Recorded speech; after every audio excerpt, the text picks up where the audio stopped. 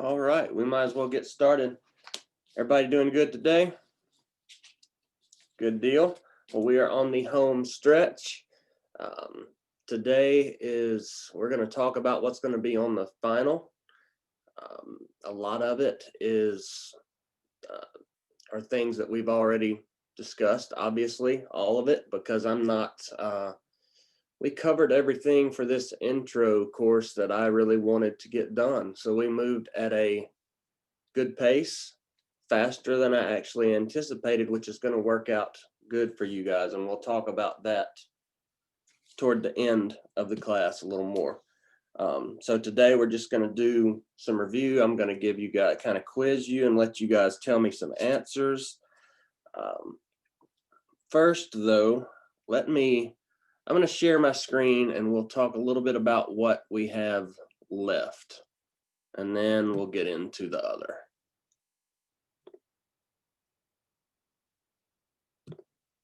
Okay, so I've had a few questions about this lesson plan. That is one thing that we have remaining. 3 to 4 page paper. You don't have to choose one of these that's on the list. If there is a special population that interests you, I would rather you do a paper on that, as long as it fits in this same sort of realm of a special population that can be helped by recreation therapy, because obviously part of what you're going to be doing for the lesson plan portion is telling us how you could use recreation therapy to help your particular patient with this going on. So make sure that it's something that you can work with recreation therapy. You do not have to check with me. I trust your judgment on this. Just make sure that it's one of these choices or something similar that fits what you're going to do. Due date on it is the 14th. So next Saturday. Got a little while left to do that. A big part of it, just follow the part 1 right there, A through G. Tell me about each specific condition, all of the things that are listed there.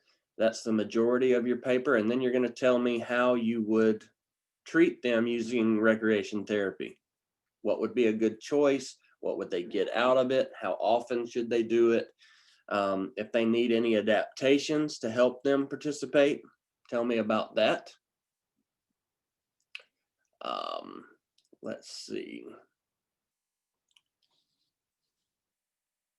Let me go back here and I'll go ahead and show you. I have the test set to deploy. The final is going to open up for you as soon as class is over today. So you can start it at that point and it will be due again on the 15th. So what I'm trying to let you guys do here is get done with this course where you can concentrate on some of your courses that may be a little more taxing. So you have plenty of time to take it. We're going to go over the information today. You should be in good shape. One other thing, you do have the reflection paper that is also due. I meant to show you that a minute ago.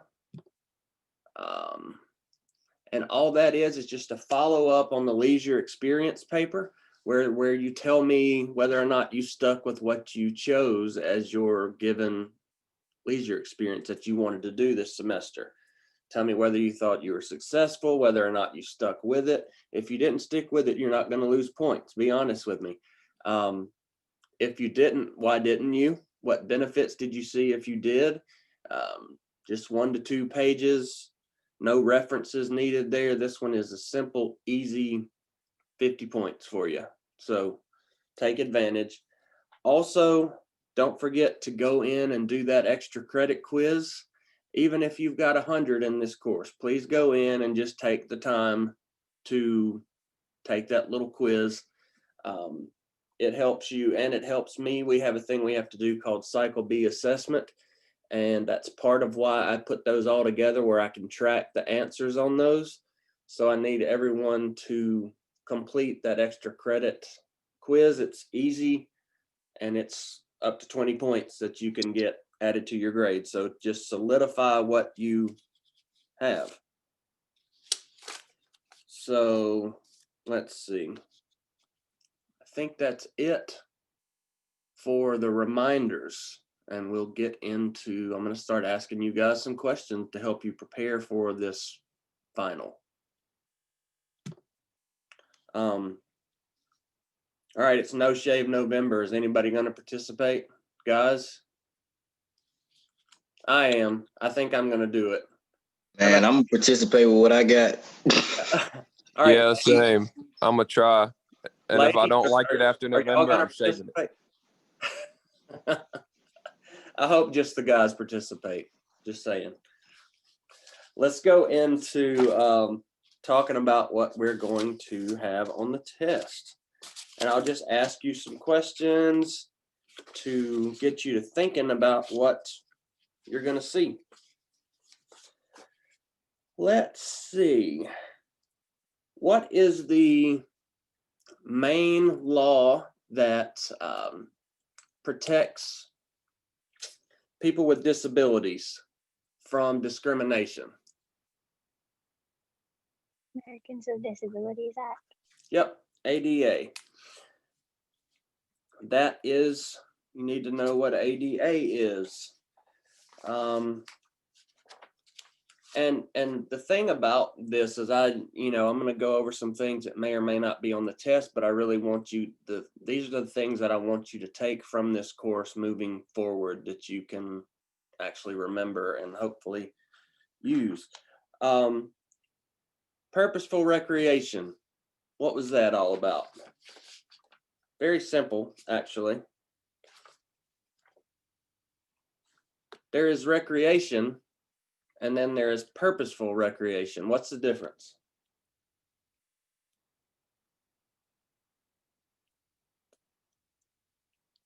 Purposeful recreation is doing recreation with a purpose.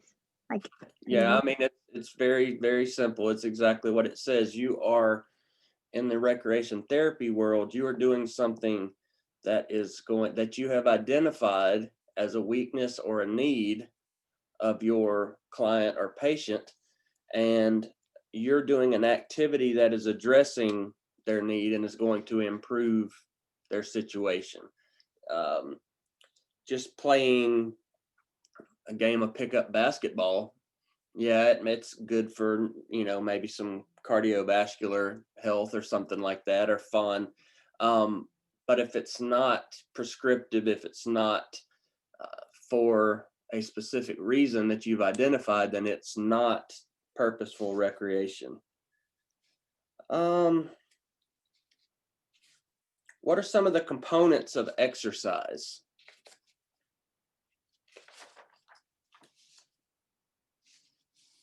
What are some different types of exercise, let's say? I just said one of them.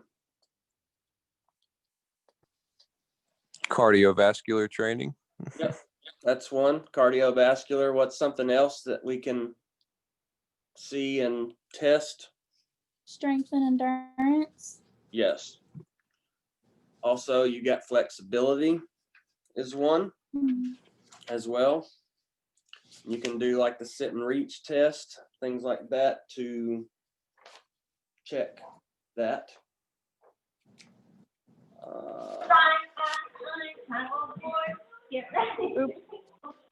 I tried to FaceTime him. Somebody tell me what spina bifida is.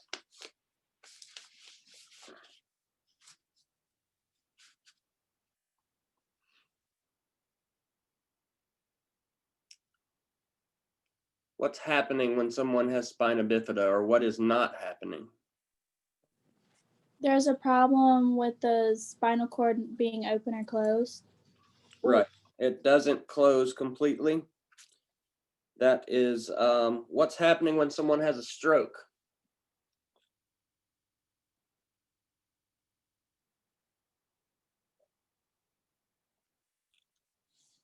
What is being deprived of oxygen? The brain. Right, yeah. The brain, thank you.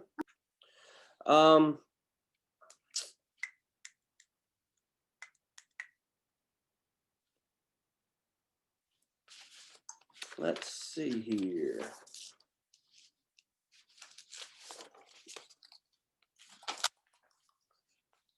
Sorry, I'm trying to figure out exactly how I want to ask some of these. We talked about, as part of an interdisciplinary team, we work with psychologists. We may also work with psychiatrists. What's one of the main differences there? One of them can prescribe medicine. Psychiatrists can, prescribe medicine. Which one? Psychiatrist. Yes, a psychiatrist can prescribe medicine, a psychologist cannot. Out of the care facilities that we talked about for older adults, which one would have the most amount of medical care involved? Nursing homes. Nursing home. Yeah, nursing home, good job. Which is probably the people that need the least amount of care?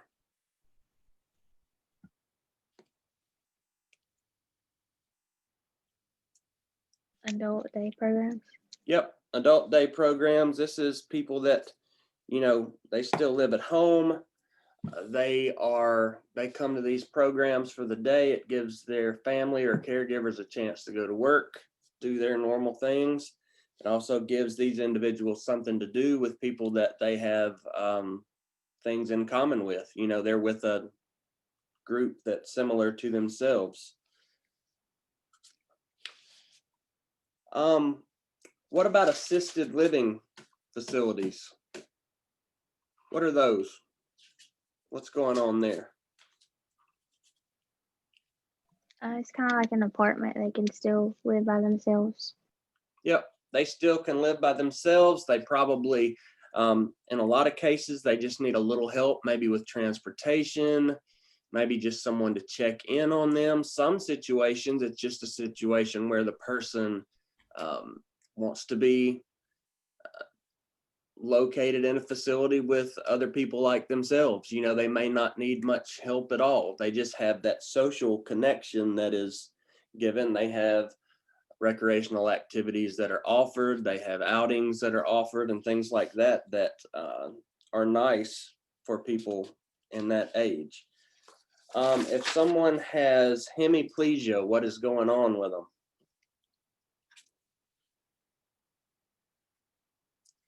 What are the issues if someone has hemiplegia? Like only one side of their body is affected? Correct. It's going to be cut down the middle. It'd either be the right side or the left side. Quadriplegia.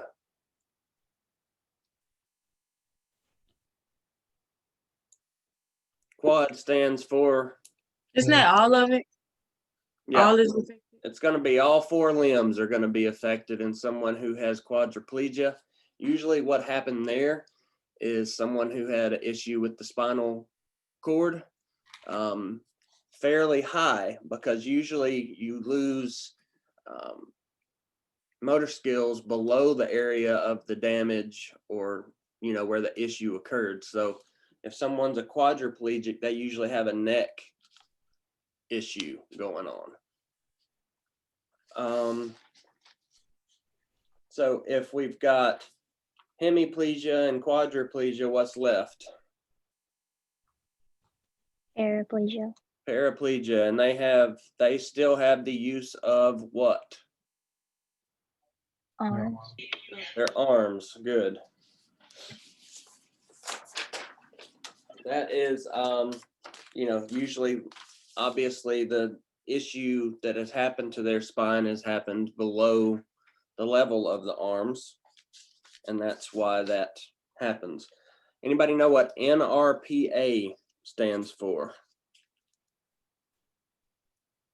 It's a group that CTRSs work in conjunction with sometimes therapeutic recreation. NRPA. Is that Recs and Parks Association? Yep.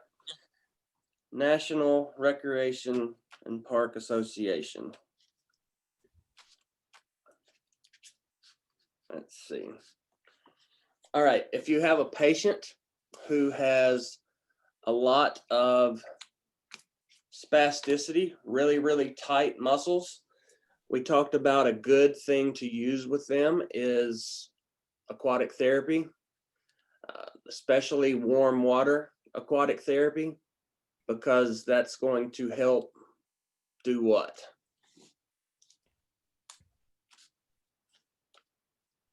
What will it do for their flexibility? It will relax the muscles, make them less resistant. Yep. So remember that we use warm water for that. Where do we see a neurological injury? It's one of two places. Brain or spinal cord. Brain or spinal cord, good. Orthopedic is basically other bones, muscles, ligaments, things like that. As you see, a lot of this is definitely review material. I wanted it to be cumulative because I want you to pull this stuff, out and be able to remember it. Which syndrome, I guess I will call it, it's a metabolic disorder. The people who have this are unable to break down phenylalanine. PKU. PKU. PKU is what that is. They can't break down the protein phenylalanine. What is the issue with someone who usually has Down syndrome?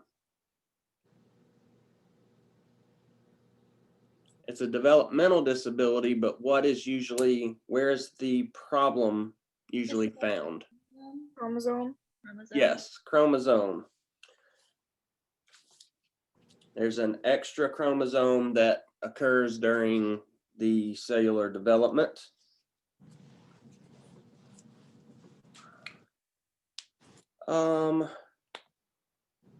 There's another syndrome that is found where it's inherited. It's the most common inherited form of intellectual impairment, and the impairment's carried on the X gene. Occurs much more often in males and is much more severe in males. Fragile X. Fragile X, that's a gimme when you say it's on the X gene. All right, this is something I want you guys to remember when you leave this class.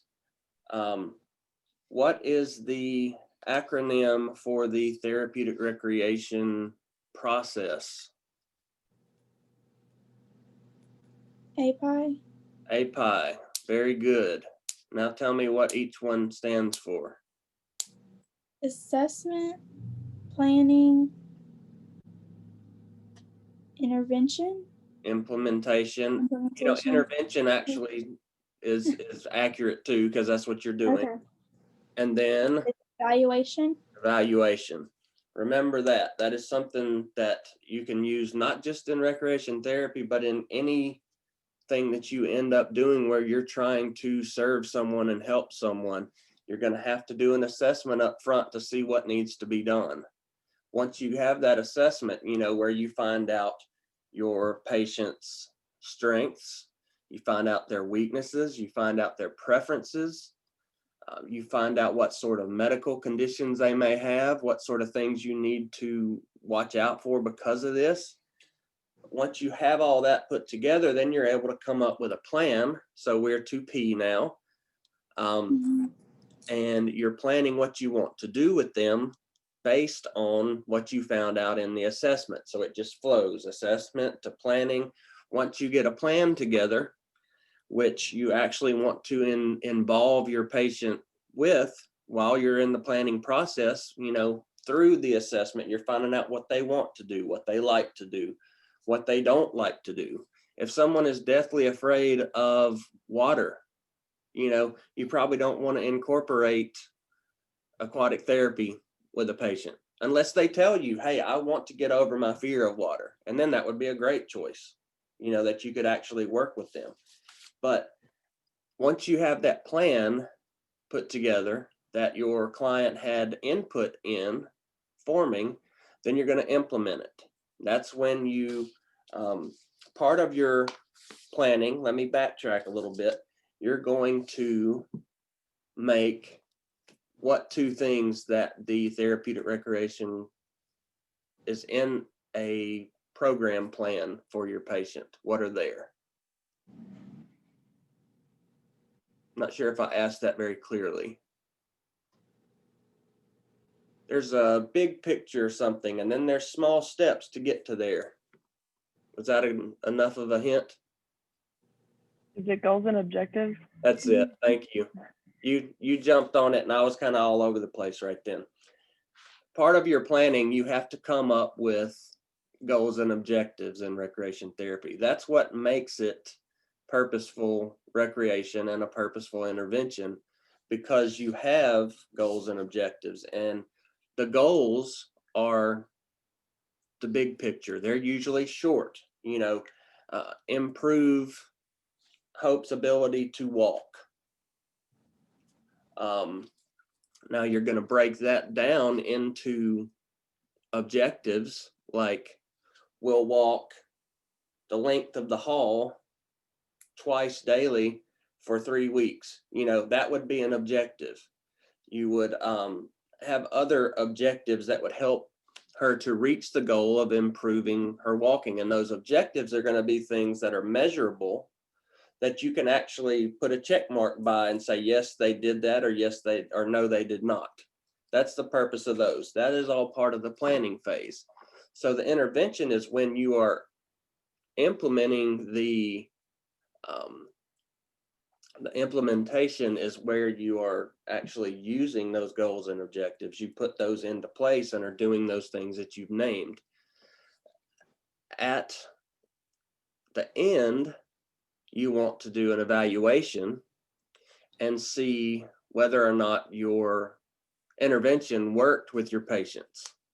So you also want to evaluate along the way. I mean, you can see on a daily basis whether or not you have given them something that is too easy, too hard, whether it needs to be tweaked, but evaluate along the way. But in the process, assessment first, then you make a plan, you implement, and then you evaluate to see whether it worked. At that point, you can make things more difficult, but still attainable, hopefully, or you can bring it down a notch if they weren't able to get there, because not meeting goals, as we all know, doesn't make you feel great about yourself. And part of what we're trying to improve in our clients is not just their physical condition. We want to improve that psychological side as well. So we want to give them a chance to succeed with what we're doing. Just something to remember on that. Who started Whole House? Jane Addams. Adams, Where was Whole House? Chicago. Chicago. Chicago, that's right. Who was a big part of Red Cross? Florence Nightingale. Florence Nightingale, very good. Know that those two ladies were very important in the formation of recreation therapy as it has become today. They laid the groundwork for what it is turning to now.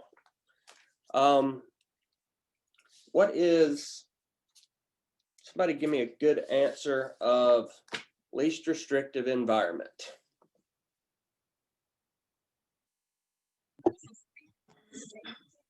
When the patient knows how to do something, you don't try to do it for them. Very good. And if they need help, we only help them as much as we need to. We let them do as much as they can on their own.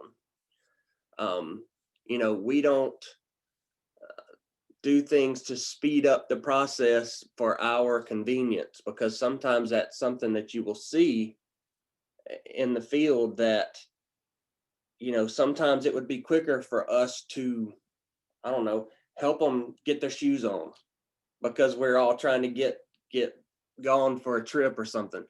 If they can put their own shoes on, they need to put their own shoes on. You know, we're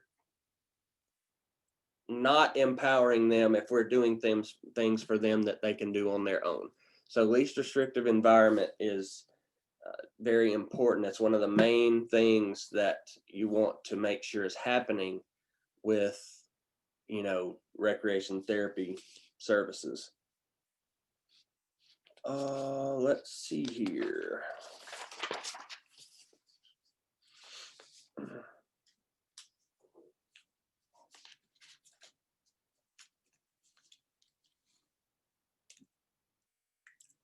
What is the WHO?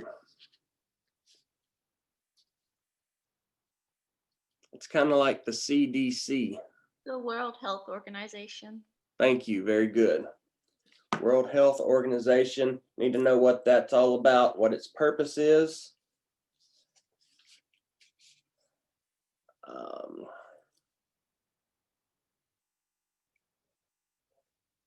Go ahead and warn you, I'm going to leave a few things out today because you have your book, you have your materials. I'm going to make you work just a little bit on this final to find a few of these things that you may not remember if we just touched on them briefly, because I'm looking at some of these things and I'm just not going to talk about them today.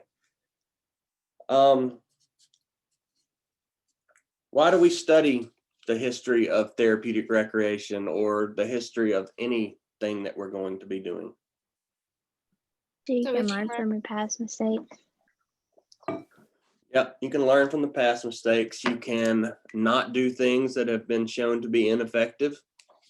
You can do things that have been shown to be effective. That's our main goal with that.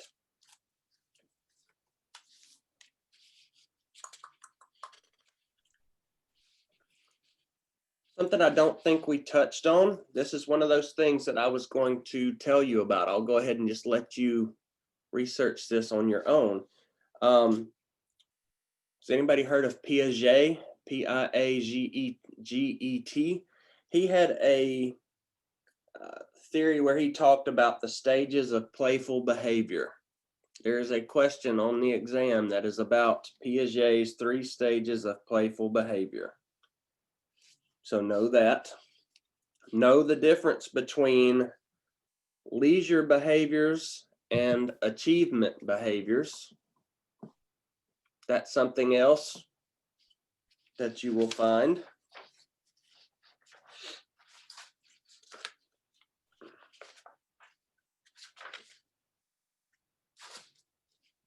What's another word for a stroke?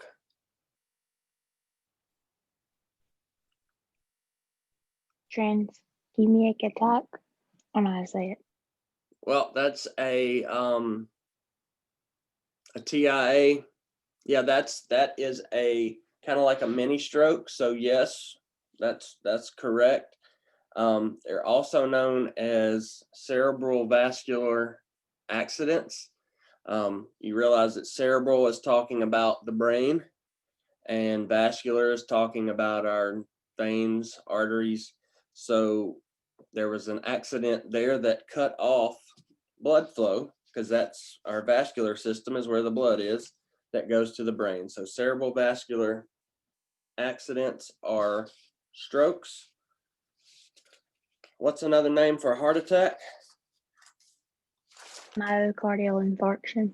Yep, myocardial infarction. Very good.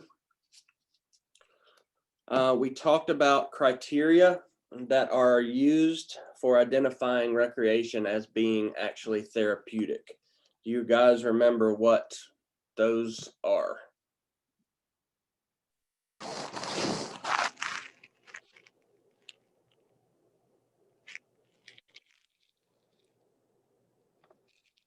What was the question again?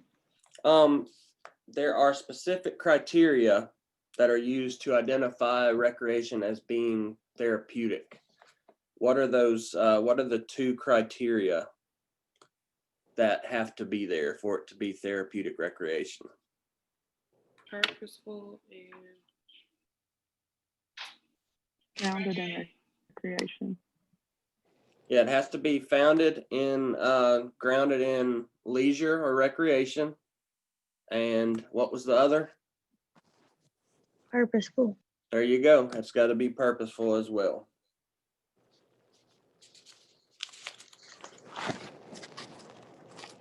Let's see. Okay, when you get certified in therapeutic recreation, what is your what's your title? You are a Certified Therapeutic Recreation Specialist. CTRS, Certified Therapeutic Recreation Specialist. Very good. When you take a test to become a CTRS,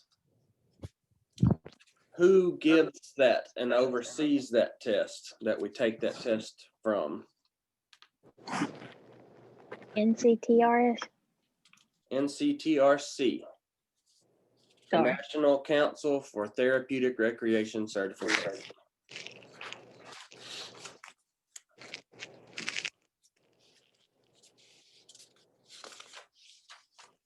Let's see, moving right along. Okay, we talked about whole house. Somebody tell me the difference between hippotherapy and therapeutic riding.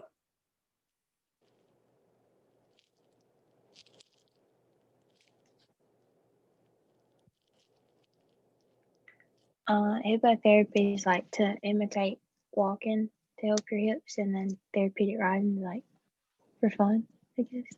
More, yeah, very much so. You're very much on the right track. The hippotherapy is used more commonly by physical therapy, occupational therapy. It's more of a prescription type situation. And the thing that's cool about it is when you are on a horse, it's very, very good for people who are unable to walk or have a gait that is not normal. Because being on a horse, when it is walking, it moves your pelvis basically exactly the same way it would move if you were walking. So it gives their body that movement that it needs and they're unable to get. They work on trunk stabilization, core strengthening, balance. It also helps reduce spasticity in some. It brings out, kids and patients that don't talk a lot normally. Sometimes they are chatterboxes when they are on the horses. Also, it's just fun for them as well. Therapeutic riding is all encompassing with the horses, and they spend time feeding the horses, grooming the horses, just hanging out with them. And the rides are more just for socialization and fun in general. Now, it can be therapeutic, obviously, because you are still addressing some things, but it's not usually as much for the people who have severe issues and need that actual body therapy in a physical manner. They're going to participate usually in hippotherapy. Just remember the difference on those.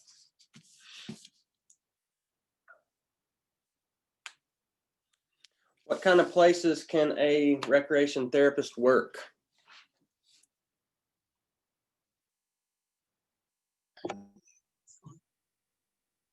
VAs, Nursing home, VAs, nursing homes, hospital, hospitals. outpatient clinic, Yep. Schools. Schools, good. Correctional facilities, Adult day centers. adult day, very good. municipal settings, like I worked for the park commission here in town doing recreation therapy for a while. Jails. Yep. Lots of different opportunities, and it's growing. The largest population being served by recreation therapists right now is elderly, because we have a very, very large number of elderly right now. There's a need for recreation therapists for that age group, for sure.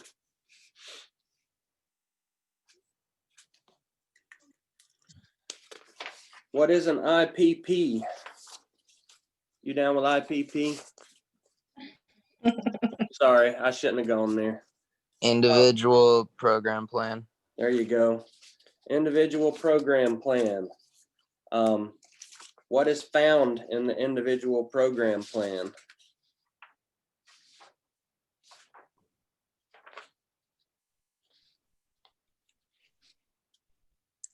Specialized program specific to the patient's needs. And it's different from everybody else's. Everybody's is unique. Very good. It's individualized for each patient. There is we are just a part of the IPP. There's also portions that are found in the IPPs from all of the other interdisciplinary team members, or the other disciplines that we work with. So, we'll have a section where we talk about what recreation therapy is going to offer for the patient. Nursing has a section that says what they're going to be doing with them. Nutrition will have a portion saying what they're going to do with them. So the IPP is not just a recreation form. It is a team form that says this is what we're going to be able to offer to the patient for this specific amount of time. Usually you meet with the client and sometimes even a family member and actually talk with them about what you're going to be doing. Get their input in person, get the family's input. Usually they sign off on it and say, it's almost like a contract. This is what we're going to do this year. So, and there you go. Let me find my place. My sheets are all over the place. All right, so review, which is the big picture, goals or objectives? Goals. Goals. Objectives are like little stair steps to get you to your goals.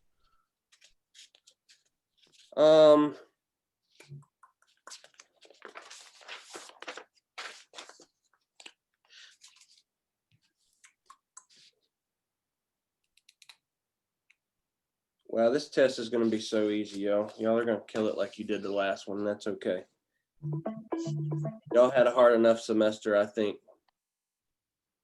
without me making it any harder than it had to be.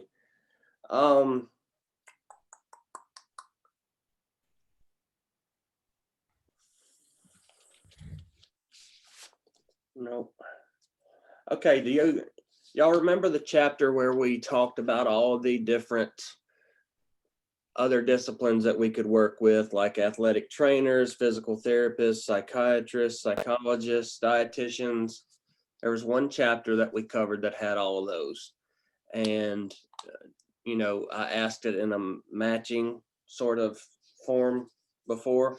Be able to recognize those when you see them listed, much like you did the first time.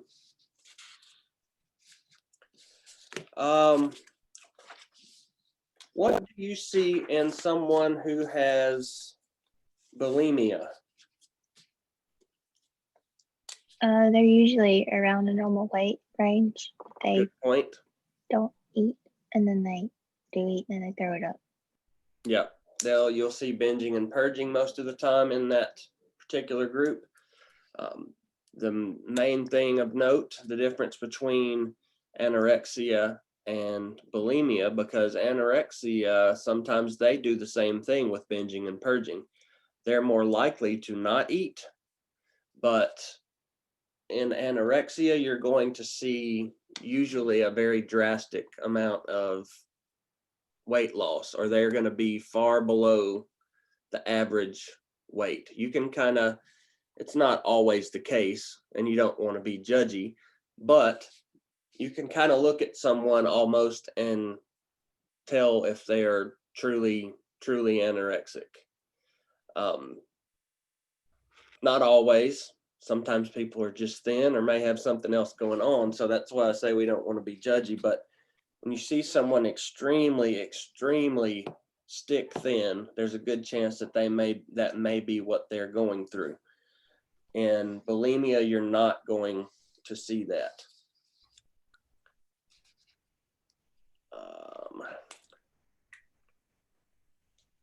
Somebody tell me what flow is. It's a very important principle in recreation therapy, and we want to reach flow, not the one that sells insurance.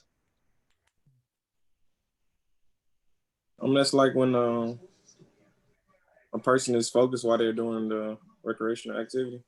Yeah, they are totally tuned in, totally focused. All of your other worries, etc., are kind of gone for that time. If someone is in a state of flow, they are fully engaged, they are fully absorbed, all their concentration is on what you are offering for them to do. So that's why we want to come up with activities and things that can get them into that state where, you know, they can forget about the bad things that are going on and they can focus on what's in front of them and be effective with what we're trying to do. On that note, you know, part of reaching flow with the patients is finding that balance that we've talked about before, of making sure that they are adequately challenged by what we're doing, but not so challenged that they give up. You know, we want to make sure that they have to concentrate and that they have to apply themselves to what they're doing, but still keep it at a point where they can be successful. So that's something that you learn through time. Next, during the API process, when we get to implementation and we are providing activities for our clients or patients, we have some things. What do we do before we start our intervention? Or what can we do?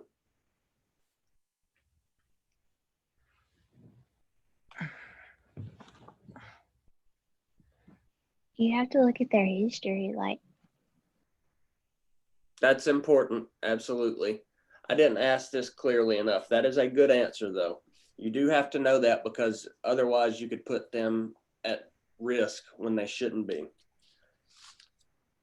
When we help someone, when we are just there for an activity and we are just kind of guiding what they're doing, what we're doing, it would be called facilitation.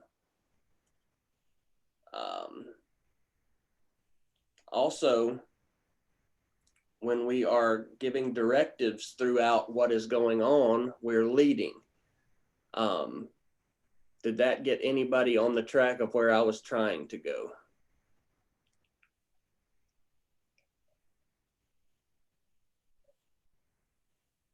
Okay, what is debriefing?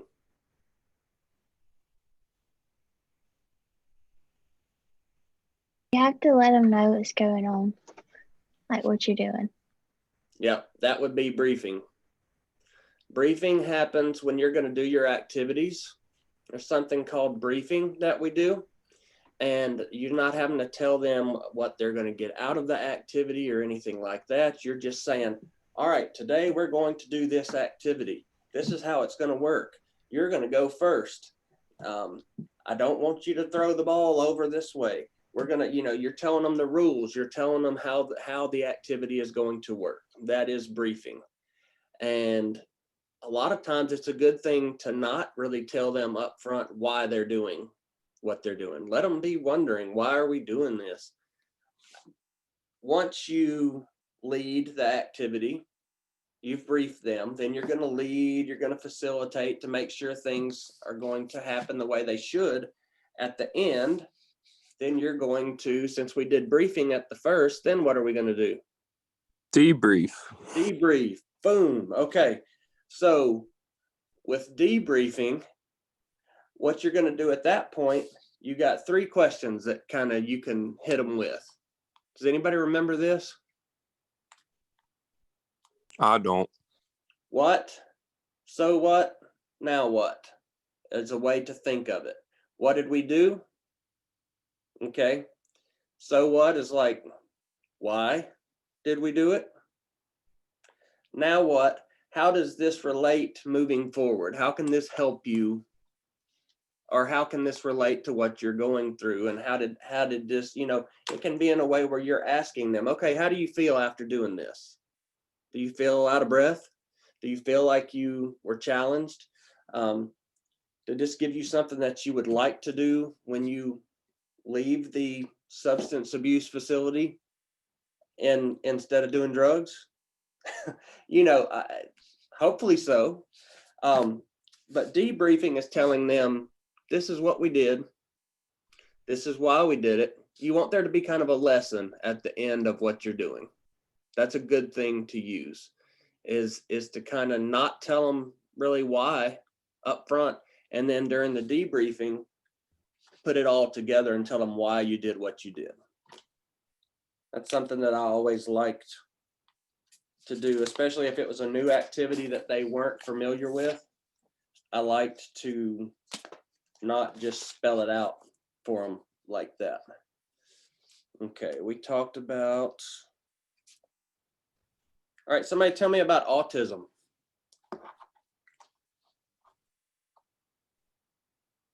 Much more common than it used to be. For one, what kind of issues do you see in people who have autism?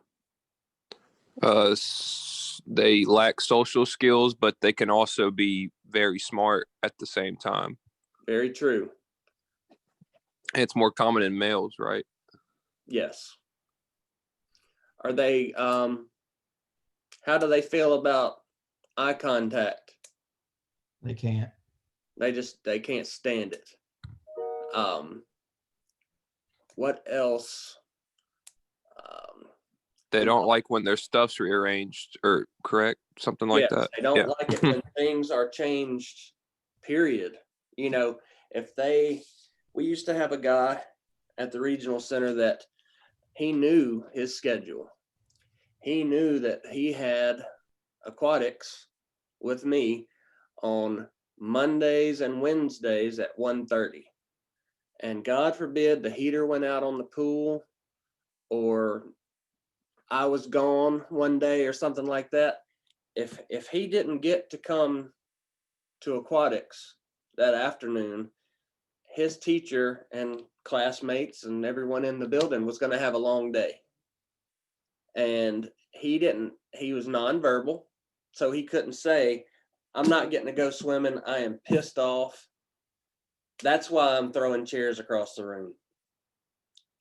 He would throw an absolute fit. And that was just one of many things that can be a problem. And the difficult thing with, our nonverbal or developmentally delayed individuals that can't really tell us what's going on is that it's hard to figure out a lot of times what may be causing the issue. And that's where, we talked about a recreation therapist needing to have patience.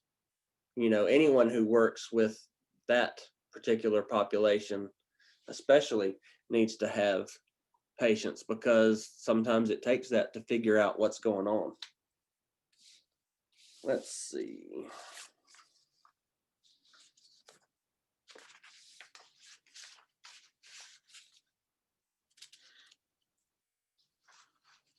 Know what kinesiotherapy is in particular? Look in the book, figure out the difference between physical therapy and kinesiotherapy. A little bit of difference there.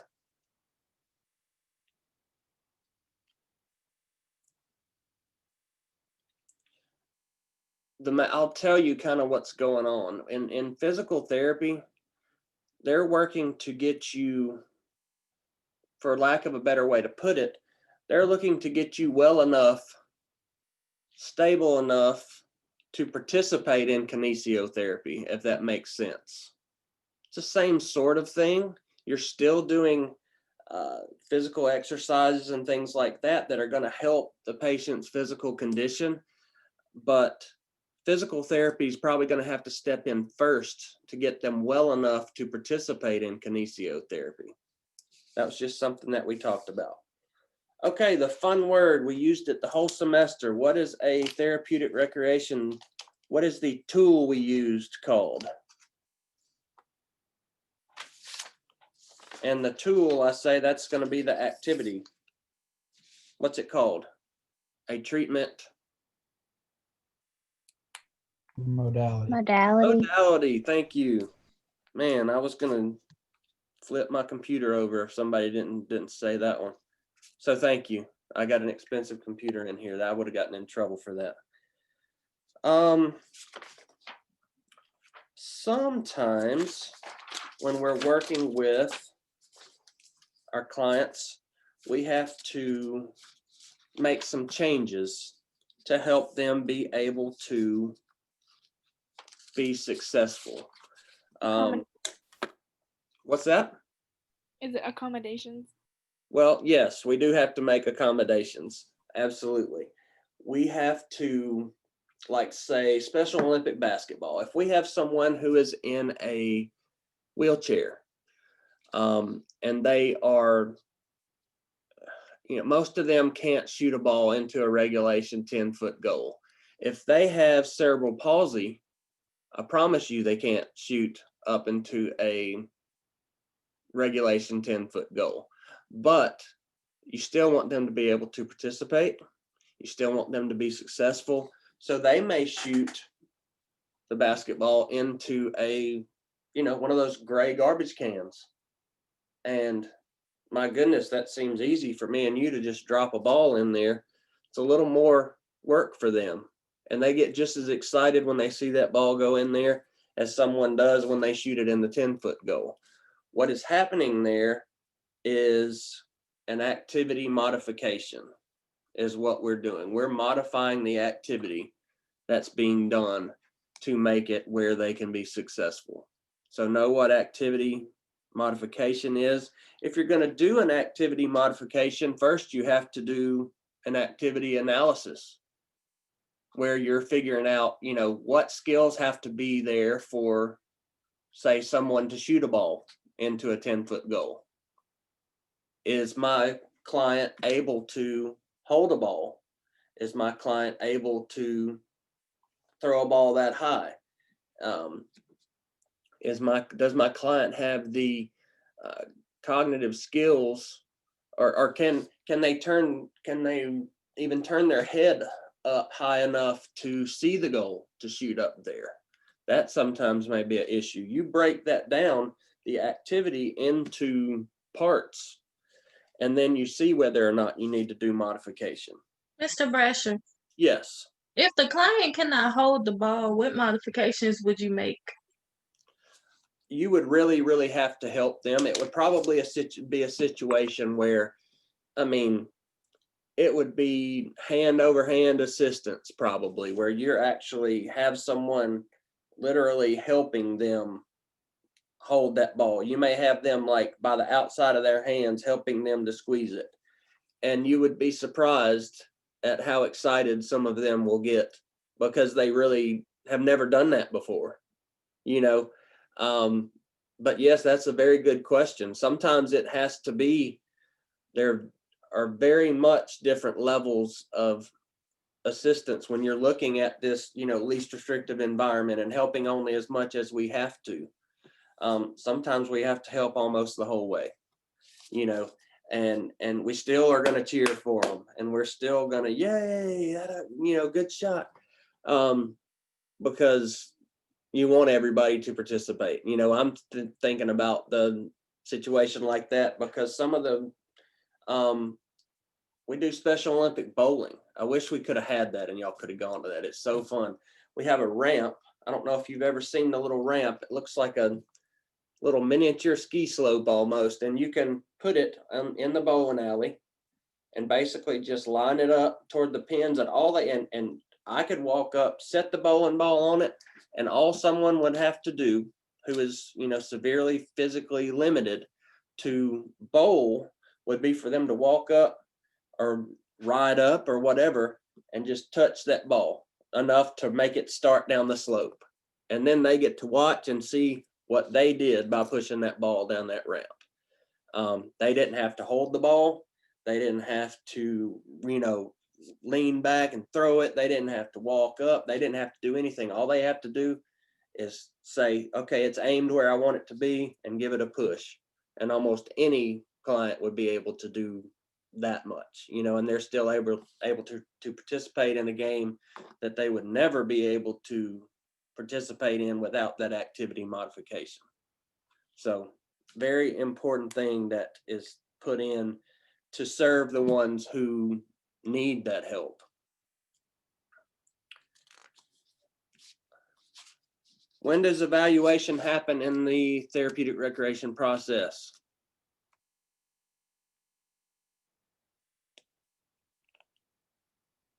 Do you do it first? It's the last step. Yep, last step. Assessments first, evaluations last.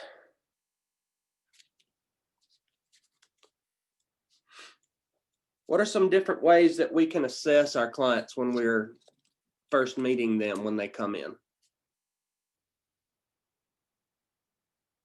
See what their Observe. goals are. Observation, that's good. What else? See what their goals are, like what they want to Yep. achieve. Talking to them, basically an interview.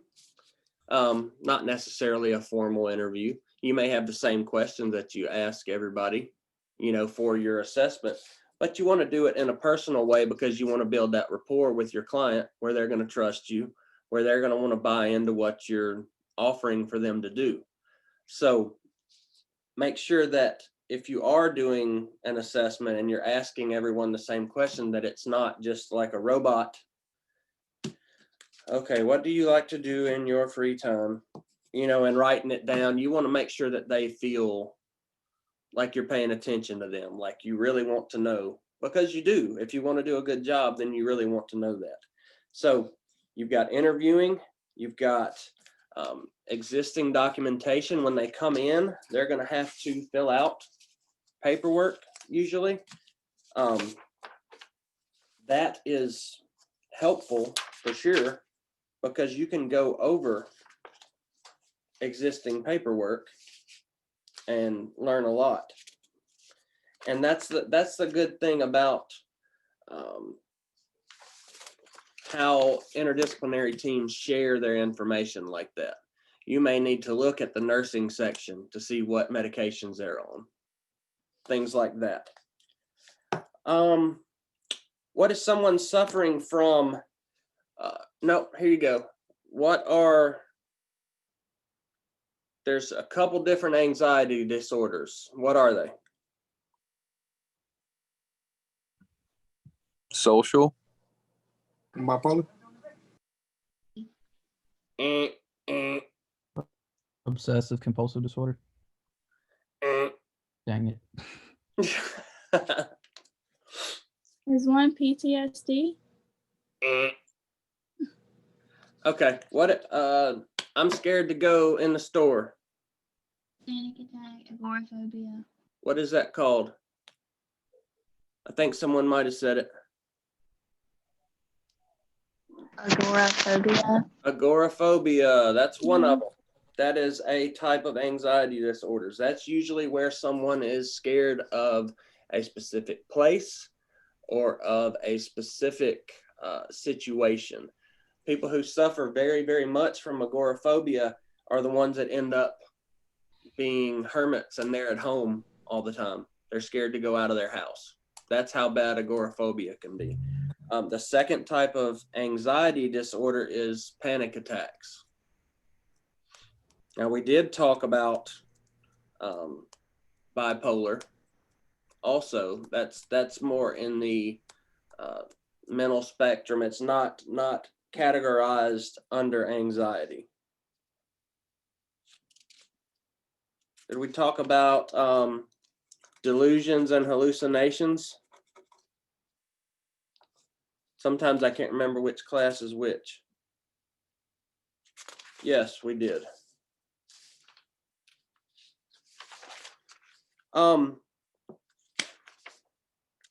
Bipolar disorder is categorized as a mood disorder.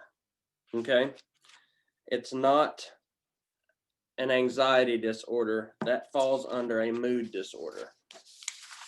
There are a couple other mood disorders. What would they be? Depression. Yes. There is major depressive disorder, which is basically debilitating. But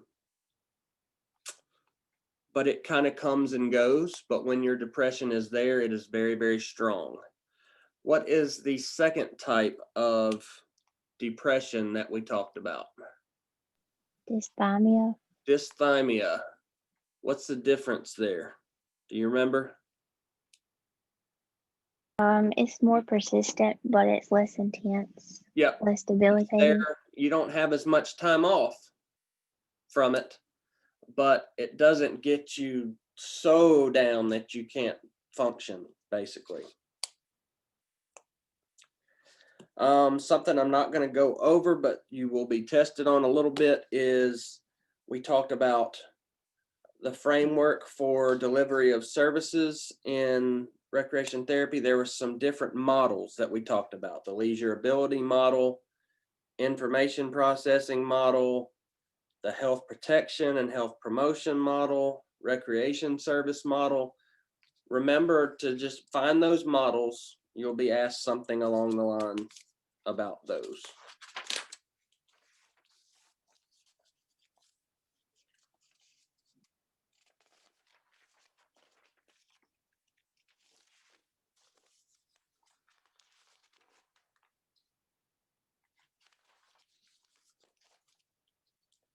Are there going to be like write out questions on this test? Yes, Like discussion?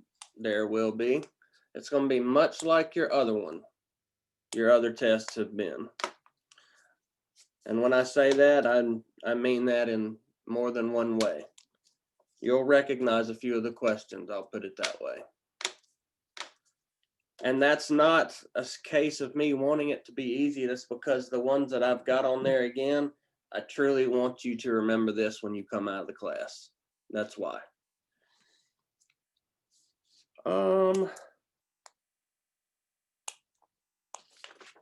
I didn't tell you every question. I didn't go over everything on the test, but we just covered just about all of it. And we are at 2:06. I've kept you probably longer than I have most of the time this semester, but the good news is that this is the last time that you will have to be here at this time this semester. I know that makes you guys really sad and you're going to miss me so much. I will actually miss seeing you guys because now it's time to just start grading. But knock out those reflection papers, knock out the lesson plan. The final is going to open up here in about 10 minutes. You can take it at your leisure anytime from now through, I think the 15th is what I said. The due date should show up for you guys. Go in there and knock that stuff out and finish this class up, and you will be able to concentrate on your more difficult classes. If any of you guys are, before I let you go, if any of you guys are interested in recreation therapy and you're not in the minor and you're thinking about that this might be something that you might like to do one day, and you have any questions, you want to talk to me, you can always email me, call me. I'd love to talk to you about it. I can get you certified. Also, for you who think that right now, I don't know if I would want to do that or not. I really want to do PT or I want to do OT. Think about giving yourself options as some diversity in your education to help you have options. At one A point, in my backup life- plan. Yeah, a backup plan, because, a backup plan, because nobody wants to think that way. But many years ago, before this white streak in my beard, I applied to physical therapy school and I did not get in. And as you all see, I am very highly intellectual and very intelligent. Right? Right. Right. No, I really did have a pretty good GPA. I thought I would get in. I did not. I had an exercise science degree and I was like, oh crap, I got to do something. What am I going to do? I didn't want to go to more school right then. So I started doing recreation therapy as an activity therapist. Little did I know I would be doing it for 20 years, basically at that facility. I thought it was a short term. I was going to apply to PT school again. If you don't get accepted, you can add 1 year to school. If you're an exercise science major, say you apply to physical therapy school or occupational therapy school, if you do not get in, you can add 1 year and do the 4+1 program that they offer here. They just started it. By doing that, you can get a master's degree in 1 year and be able to sit for the CTRS exam. And we can explain all of that, how it works. Just something to think about, because you never know. Yell at me if you guys ever need anything. And I really enjoyed having you guys in class this semester. Do well on the rest of the stuff finishing up. Email me if you have any questions, and good luck the rest of the way. Thank you, guys. Thank you. Have a good one. All right. Bye, Dr. Brasher. Bye. Bye. Bye-bye.